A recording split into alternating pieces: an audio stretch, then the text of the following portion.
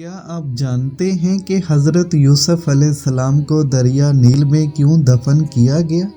حضرت یوسف علیہ السلام کے قصے کو قرآن کریم کی سورہ یوسف میں بیان کیا گیا ہے اور اس سورت کی پہلی آیات میں اس قصے کو سب سے اچھا قصہ قرار دیا گیا ہے۔ تو جو قصہ سب سے بہترین اور اچھا ہے، اس کے بارے میں جاننا ہر مسلمان کے لیے ضروری ہے، اور جو اس قصے کے بارے میں جان چکے ہیں ان کی ذمہ داری بنتی ہے کہ وہ اس قصے کو ان لوگوں تک پہنچائیں جو اسے نہیں جانتے، کیونکہ اس میں زوال سے عروج حاصل کرنے کا فارمولہ بیان کیا گیا ہے۔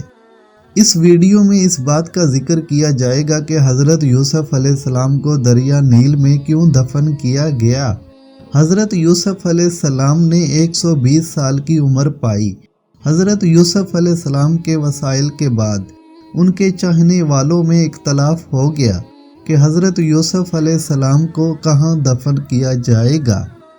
مصر کی عوام کا آپ سے محبت کا یہ عالم تھا کہ ہر کوئی یہ چاہتا تھا کہ سیدنا یوسف علیہ السلام کو ان کے محلے میں دفن کیا جائے تاکہ ان کے محلے میں خیر و برکت رہے۔ آخر میں اہلیان مصر اس بات پر راضی ہوئے کہ آپ کو دریا نیل میں دفن کیا جائے تاکہ دریا کا پانی آپ کی قبر مبارک کو چھو کر گزرے اور تمام مصر والے اس پانی سے برکت حاصل کر سکیں۔ اس لیے آپ کے جسم مبارک کو سنگ مرمر کے صندوق میں بند کر کے دریا نیل میں دفن کر دیا گیا۔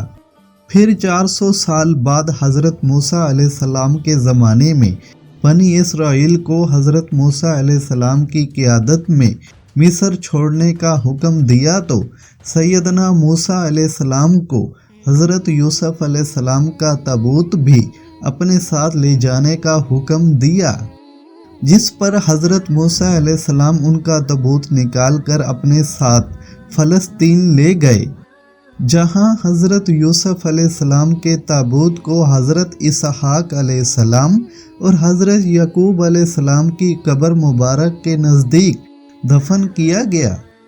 اس وقت حضرت یوسف علیہ السلام کا مزار مبارک فلسطین میں موجود ہے۔ یہ ویڈیو اگر اچھی لگی ہو تو اس چینل کو لازمی سبسکرائب کر کے ہمارے ساتھ جڑے رہیں۔ شکریہ۔